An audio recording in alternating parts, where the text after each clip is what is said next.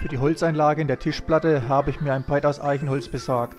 Hier könnt ihr natürlich auch jede andere Holzart verwenden, aber ich finde, Eiche kommt in Kombination mit Beton sehr gut zur Geltung.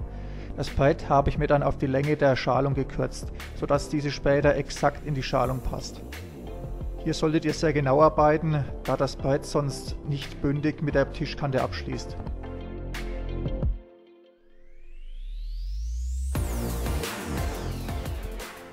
Im nächsten Arbeitsgang habe ich mir dann auch gleich die Spanplatten für die seitliche Schalung zurechtgeschnitten. Ich verwende hier beschichtete Spanplatten mit einer Materialstärke von 16 mm. Bevor das Eichenbrett in die Schalung eingebaut werden kann, muss dieses noch glatt geschliffen und wasserdicht versiegelt werden. Ich habe zur Versiegelung einen PU-Lack verwendet, ihr könnt hier aber auch Öl oder andere Lacke verwenden. Wichtig ist hier nur, dass das Brett später keine Feuchtigkeit aufnehmen kann.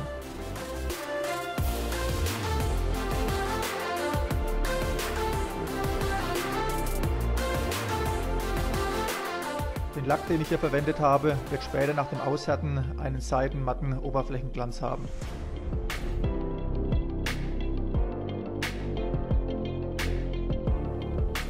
Ja, und dann geht es schon mit der Montage der Schalungsform weiter.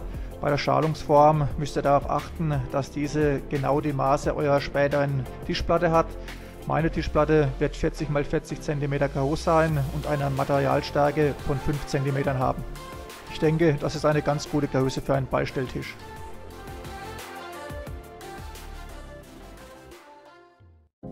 Wenn die Schalungsform dann fertig verschraubt ist, könnt ihr das Eichenbrett in die Schalungsform einlegen. Wie ihr sehen könnt, passt es ganz genau. Die Stöße an den Seiten der Schalungen und am Eichenbrett müssen mit einer Silikonfuge abgedichtet werden, sodass später kein Wasser aus der Schalungsform austreten oder unter das Brett laufen kann. Hier solltet ihr sehr genau arbeiten, da man Unebenheiten später auf der Oberfläche des Sichtbetons sehen wird.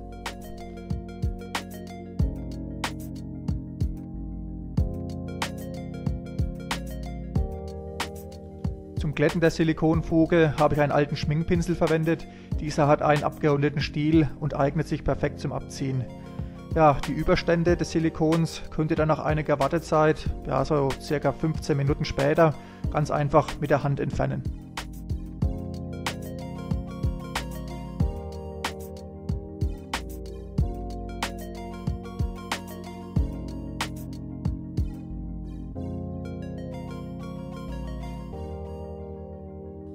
Bevor wir jetzt gleich mit dem Betonieren beginnen können, muss auf die Innenseite der Schalung noch ein Trennmittel aufgetragen werden, sodass wir später beim Ausschalen keine Probleme haben. Das Trennmittel sollte nur als hauchdünner Film aufgetragen werden, weil Überstände sonst Flecken auf dem Sichtbeton hinterlassen können. Beim Beton werde ich heute wieder mal was Neues probieren. Ich habe mir hier so weiße Farbpigmente besorgt. Die werden der weißen Betonmischung zugegeben und dann soll der Beton später brillantweiß sein. Also nicht normalweiß, sondern brillantweiß. Ja, das werde ich heute mal testen und dazu werde ich mir die Farbpigmente jetzt mal hier abbiegen.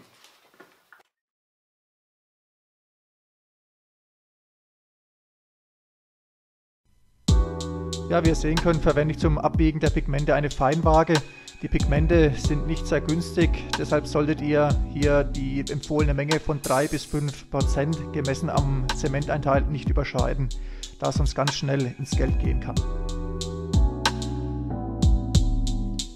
Wenn euch interessiert, wie ich den Beton angemischt habe, schaut einfach mal auf meinem persönlichen Blog unter www.gray-element.de vorbei. Dort habe ich alles nochmal ausführlich erklärt.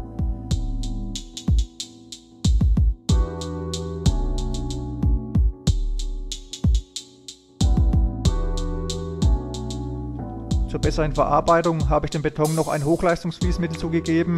Dies sorgt dafür, dass der Beton sehr fließfähig wird und sich, wie schon gesagt, einfacher verarbeiten lässt.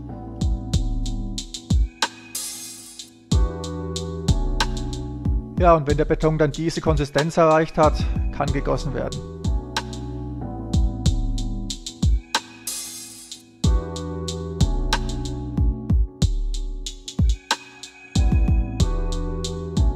Wie ihr sehen könnt, sorgt das zugegebene Fließmittel dafür, dass sich der Beton nahezu allein in der Schalungsform ausbreitet.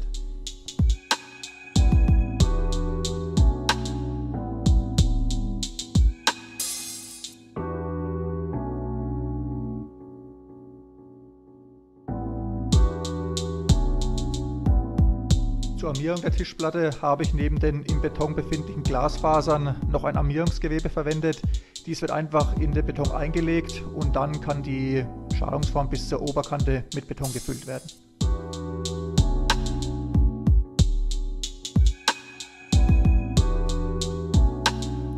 Ja, und dann kommt die schwierigste Zeit, nämlich die Wartezeit bis zum Ausschalen, also bis der Beton ausgehärtet ist. Das dauert ca. 48 Stunden und dann machen wir hier weiter.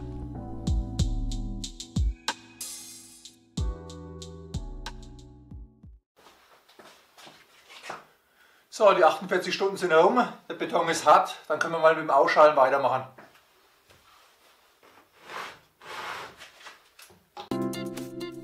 Ja, nach 48 Stunden hat der Beton schon ca. 80% seiner Nennfestigkeit erreicht. Beim Ausschalen solltet ihr aber trotzdem vorsichtig vorgehen, sodass ihr die Kanten der Tischplatte nicht beschädigt.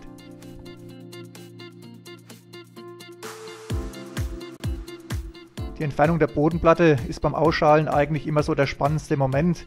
Da entscheidet sich dann, ob das Projekt was geworden ist oder ob man es eben auf den Müll entsorgen kann. In meinem Fall würde ich sagen, bin ich hier mit der Oberfläche sehr zufrieden. Die Oberfläche hat keine Lufteinschlüsse und keine Fellstellen. Ich würde sagen, besser geht's fast nicht. Auch die weiße Farbe ist echt gut geworden.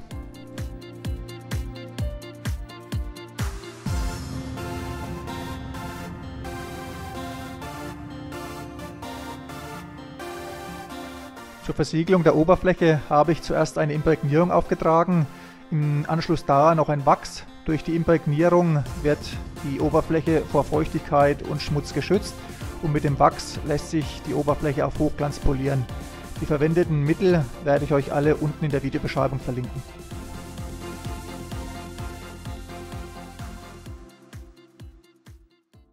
Ja, damit hätten wir es heute eigentlich schon wieder. Der Tisch ist fertig. Ich werde euch gleich mal noch ein paar Bilder im Abspann zeigen und hoffe natürlich wie immer, dass euch das Video gefallen hat. Wenn ja, dürft ihr mir gerne einen Daumen nach oben da lassen. Über ein Abo würde ich mich natürlich auch freuen. Und dann sehen wir uns in der nächsten Woche schon wieder zu neuen Videos. Bis dahin wünsche ich euch alles Gute, wünsche euch viel Spaß beim Heimwerken. Macht's gut. Ciao.